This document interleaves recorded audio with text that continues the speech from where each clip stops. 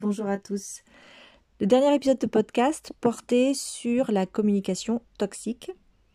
C'était l'idée de repérer les schémas de communication toxique pour pouvoir s'en libérer, pour pouvoir déjouer les pièges de cette communication toxique.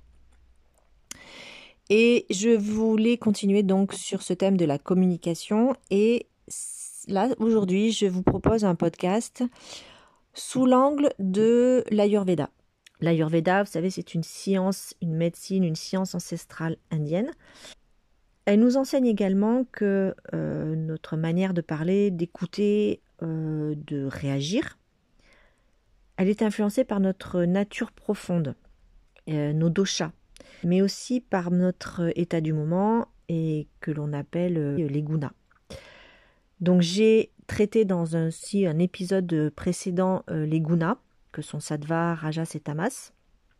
Donc vous pourrez aller écouter, même si là je vais en reparler, mais vous pourrez écouter cet épisode de podcast.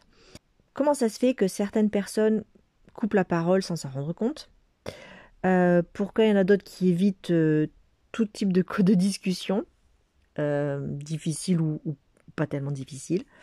On va aller voir tout ça du côté de l'Ayurveda, parce que l'Ayurveda vraiment peut nous offrir des clés pour comprendre ces mécanismes et puis pour pouvoir essayer de les équilibrer.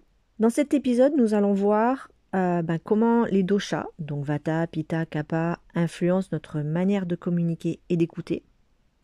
Donc selon notre constitution de naissance, on a un certain type de communication qui nous est naturel du fait de nos doshas.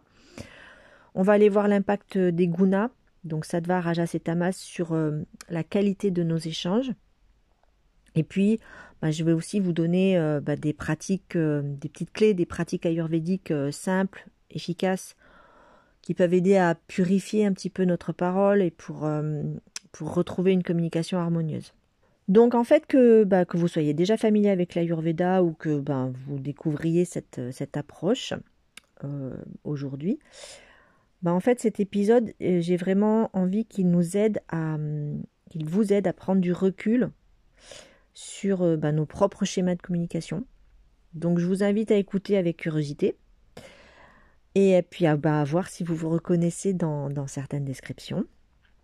Et puis peut-être que vous découvrirez des pistes pour améliorer vos échanges avec les autres et avec vous-même. Voilà, donc si vous êtes prêt à explorer une nouvelle façon de voir la communication, une nouvelle façon de communiquer, c'est parti. Donc d'abord les doshas. Donc je réexplique rapidement les doshas. J'avais déjà fait des épisodes de podcast sur le sujet, vous pourrez aller les écouter. En gros, en Ayurveda, nous possédons tous 3 énergies fondamentales que l'on appelle des doshas. Ces énergies fondamentales, ces doshas, sont composés d'éléments. Donc nous portons en nous les 5 éléments que sont l'éther, l'air, le feu, l'eau et la terre. Et ces éléments vont se combiner par paires pour former les énergies, pour former les doshas.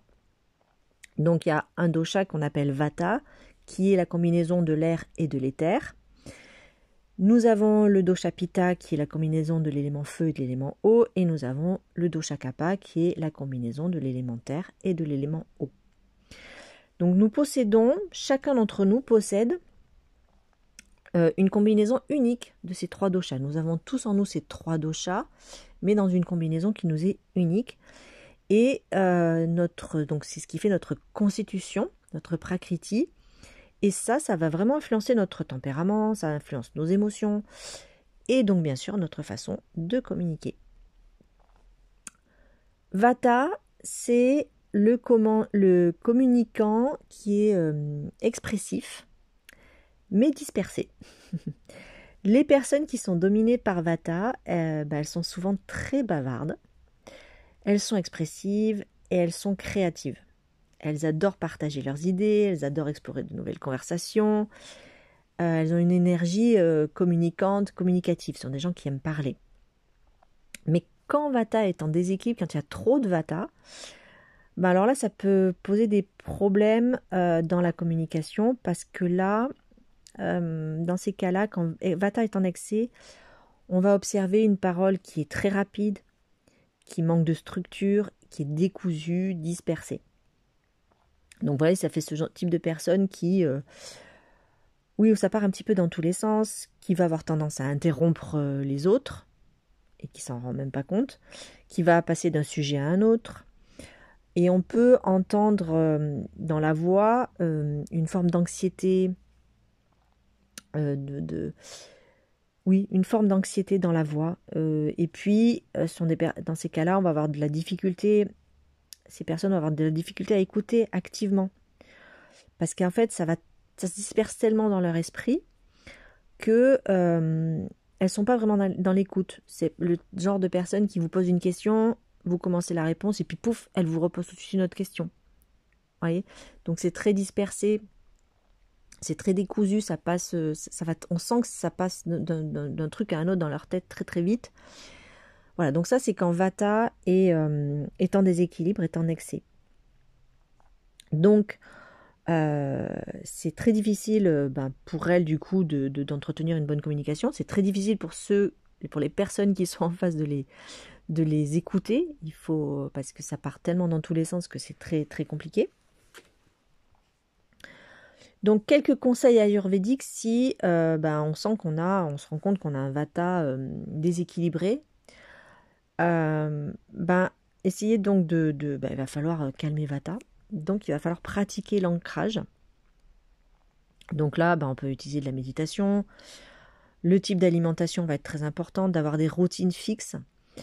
Prendre son temps pour parler et pour écouter aussi. Donc on peut respirer avant de répondre. Voilà, donc quand on sent qu'on est un petit peu agité, qu'on a un Vata qui est un peu trop fort et qu'on a ce type de communication décousue avec un manque de structure, etc. Des exercices de respiration et notamment respirer avant de répondre, respirer pendant la discussion, pratiquer l'ancrage de toute façon. Quand on est Vata, il faut pratiquer l'ancrage. Et puis on peut peut-être prendre le temps d'écrire ses idées si on sait qu'on va avoir une discussion importante et qu'on veut éviter d'être dans la confusion. On peut préparer peut-être ce qu'on aura à dire si on sait qu'on va avoir une discussion importante. Voilà, donc je suppose que vous connaissez quelqu'un, peut-être ça vous est déjà arrivé à vous.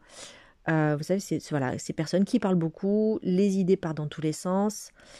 Là, on peut se dire, aïe aïe aïe, Vata déséquilibré, c'est peut-être une personne Vata, ou peut-être que c'est une personne qui est en excès Vata.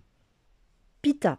Alors, les personnes Pitta, donc ce sont là, la communication, elle va être directe, mais elle peut être tranchante. Les personnes à dominante Pitta, c'est le feu, les Pitta. Donc, ils sont, en général, ils sont plutôt de bons orateurs, naturellement. Leur parole est en général assez claire, elle est logique, elle est efficace. Mais quand Pitta est en excès, alors là, ce feu intérieur peut les amener à être trop exigeants, impatients ou agressifs. Donc dans ces cas-là, quand il y a un excès de Pitta, le ton il peut être sec, il peut être autoritaire, il y a de l'impatience dans les conversations, il peut y avoir des critiques, régulières, constantes. Les paroles peuvent être blessantes si la personne Pitta est en colère.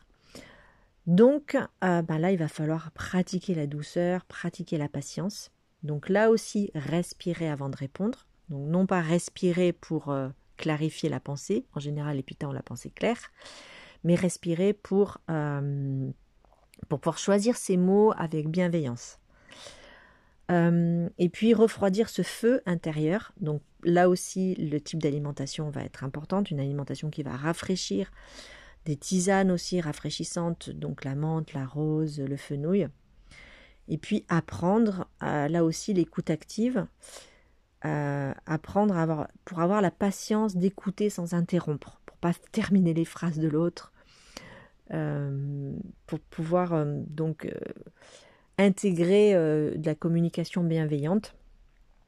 Voilà, donc je suppose que ça vous est déjà arrivé vous-même de couper la parole ou de discuter avec quelqu'un qui vous coupe la parole pour en général nous expliquer pourquoi on a tort. Et donc voilà, donc ça, voilà, ce type de communicant, c'est quelqu'un qui est Pitta ou qui a un excès de Pitta. Alors les personnes kappa en général sont des personnes qui communiquent plutôt de façon bienveillante. Ce sont des personnes qui sont assez calmes et donc, mais parfois un peu trop passives dans la communication. Voilà, donc les kappas, c'est des personnes qui sont naturellement douces, patientes en communication. Elles écoutent en général avec attention, elles choisissent bien leurs mots. Mais que si c'est déséquilibré, s'il y a trop de kappas, bah alors là, du coup, elles vont éviter les conversations importantes, elles vont se renfermer sur elles-mêmes. Donc là, ça peut donner en excès des silences prolongés, du mutisme, l'évitement des discussions. Donc, parce que pour elles, ça peut être vécu comme un conflit, une discussion. On peut être retrouvé face à quelqu'un donc qui va pas répondre face à un problème, qui va avoir des difficultés pour exprimer ses besoins. Et ce qui peut tomber dans une forme de communication passive-agressive et qui peut avoir tendance à garder rancune. Donc les conseils ayurvédiques pour équilibrer kappa dans la communication, c'est de s'entraîner à prendre la parole, pour d'apprendre à affirmer ses opinions. Donc là, il faut privilégier une alimentation stimulante et épicée, donc gingembre, poivre, pour réveiller l'énergie en fait. Et puis sortir de la routine et essayer de sortir de sa zone de confort pour oser s'exprimer. Donc voilà, quand on a ce genre de conversation où l'autre personne reste silencieuse, refuse de s'exprimer, c'est possible que ça soit donc une personne kappa ou en excès kappa. Maintenant, on va parler des gunas. Les gunas vont influencer la qualité des échanges. Donc les gunas, donc je vous invite à écouter le podcast que j'avais fait sur le sujet. Donc ce sont on peut dire les doshas du mental. Et il y en a 3. Il y a sattva, il y a rajas et il y a tamas. Sattva, c'est ce qui va permettre d'avoir une communication bienveillante, fluide, où l'écoute sera active, la parole claire, la parole respectueuse, où les intentions d'écoute sont pures, où il y a l'absence de jugement, et on va être dans la recherche de solutions, dans la recherche d'harmonie dans le dialogue. Donc quand on a ce type de communication bienveillante, fluide, claire, respectueuse, où on n'est pas dans le jugement, on est patient, on va chercher les solutions, on va chercher l'harmonie, ça c'est sattva. Rajas va provoquer une communication énergique, mais qui peut être conflictuelle. Donc là, si on est dans l'impulsivité, si les paroles sont trop vives, si ça donne des discussions passionnées qui peuvent dégénérer en dispute, ça c'est rajas qui va provoquer ça. Ça provoque aussi cette forme d'agitation mentale qui empêche d'écouter. Voilà, donc dès qu'on est dans une communication qui est un petit peu conflictuelle, dans l'impulsivité, dans des paroles vives qui peuvent dégénérer en dispute, quand il y a cette forme d'agitation mentale, ça c'est rajas qui est en excès, on peut dire, ou qui en tout cas domine dans notre esprit, ou dans l'esprit de la personne qui communique de cette façon-là. Tamas, ça va donner une communication stagnante, une communication lourde. Donc ça va être des silences pesants, le refus de s'exprimer, la communication passive-agressive, de la manipulation aussi. Ça donne cette communication où il y a de la confusion, des malentendus. Voilà, donc ça c'est vraiment... Tamas va vraiment engendrer la communication qui peut vraiment devenir toxique. Donc comment est-ce qu'on peut favoriser sattva dans sa communication ? C'est de pratiquer la pleine conscience dans les conversations. Donc, d'éviter de façon générale tout ce qui est excès de stimulation, donc par les écrans, par écouter trop d'informations négatives, par le multitasking. Vous savez, le multitasking, c'est quand on fait beaucoup de choses, quand on est, en fait,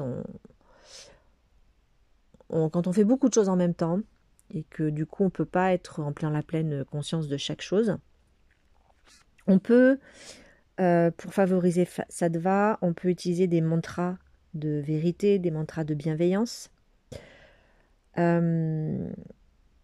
Voilà, donc, et puis bien sûr, il y a une alimentation, un type d'alimentation sattvique, mais là encore, je vous invite à écouter le podcast sur ce sujet des gunas.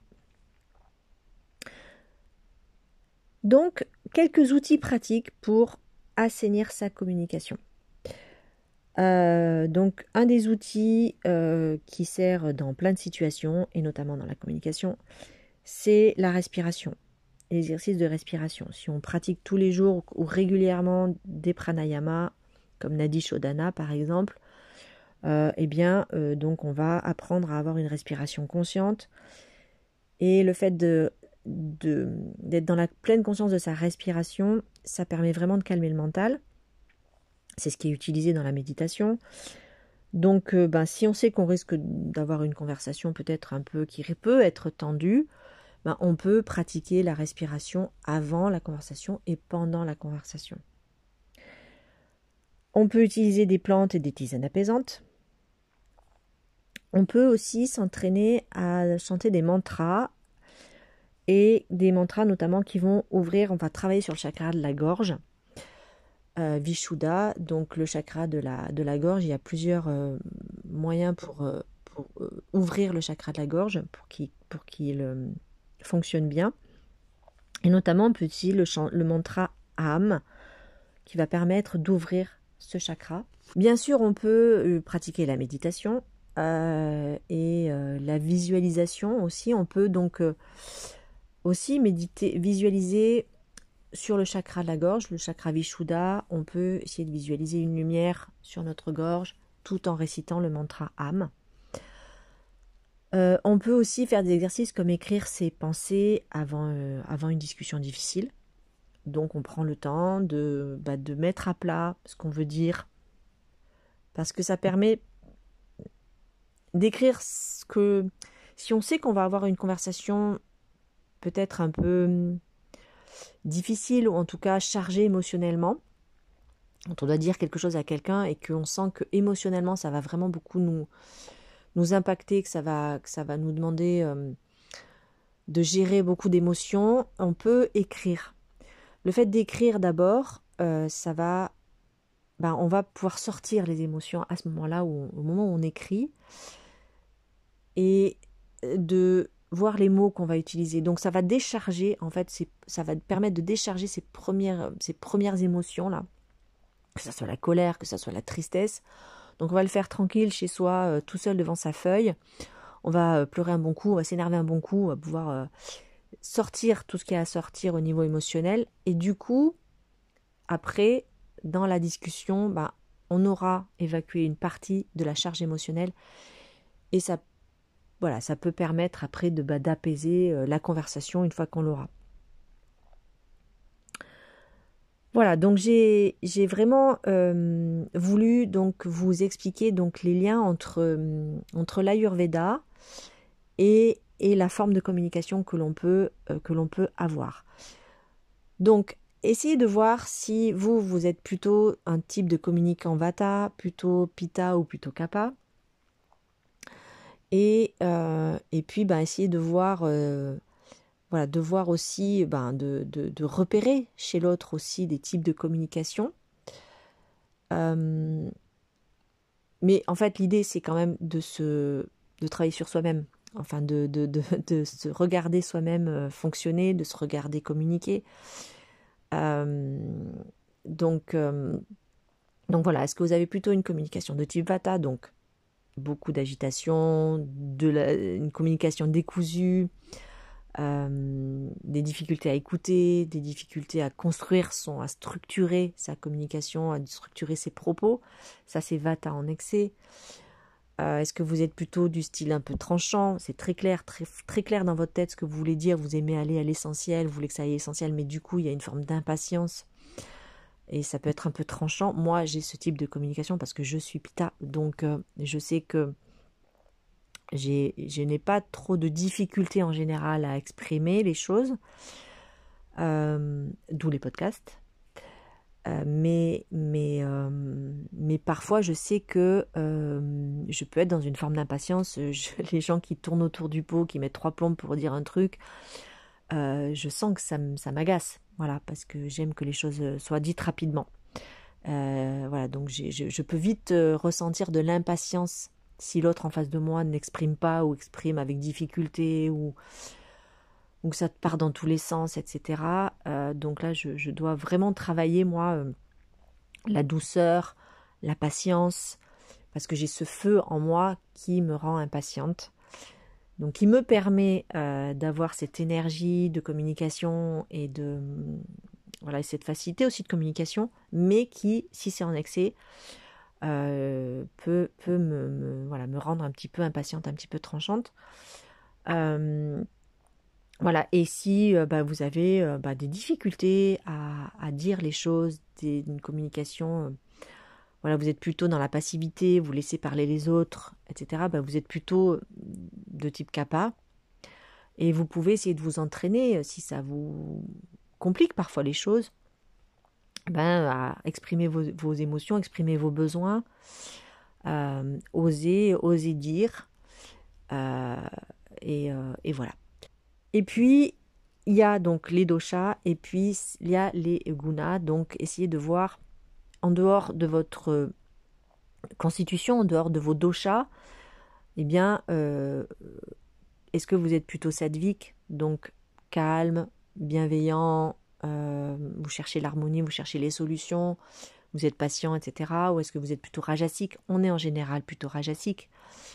Donc, il y a cette forme d'impatience, d'impulsivité. C'est aussi Rajas qui va provoquer cette agitation mentale. Donc on est dans une société qui est plutôt rajasique. Donc on est souvent plutôt dans ce type de communication. Et si vous êtes dans la fermeture complète, dans la lourdeur, la stagnation, là c'est plutôt tamas. Donc voilà, j'ai voulu vous donner quelques clés, quelques indices, quelques clés pour vous permettre de repérer quel type de communicant vous êtes, de par votre constitution, mais aussi peut-être par votre état d'esprit du moment, plutôt sattvik, rajasique ou tamasique. Et puis donc, les outils pratiques pour assainir sa communication, donc la respiration, donc les pranayamas, la méditation, la visualisation, les chants de mantras, l'alimentation, choisir son alimentation, etc., etc. Voilà, donc j'ai vraiment voulu aujourd'hui qu'on aille explorer comment les doshas influencent notre manière de parler et d'écouter, comment les gunas affectent la qualité de nos échanges, et puis comment nous pouvons purifier notre communication avec des pratiques ayurvédiques. Voilà, donc n'hésitez pas à me dire, à m'écrire comment vous vous sentez après cet épisode. Est-ce que vous avez reconnu des schémas qui vous parlent? Je vous invite à observer vos interactions dans les prochains jours. Repérez si vous êtes plutôt Vata, Pitta ou Kapha dans la communication, si vous êtes plutôt Sattvik, Rajasique ou Tamasique dans votre état d'esprit. Et puis, pourquoi pas tester un des conseils que je vous ai donnés lors de ce podcast. Je vous remercie pour votre écoute. Si cet épisode vous a plu, n'hésitez pas à le partager, à me laisser un commentaire. Et on se retrouve très bientôt pour un nouvel épisode. Et je vous embrasse. Passez une très bonne journée.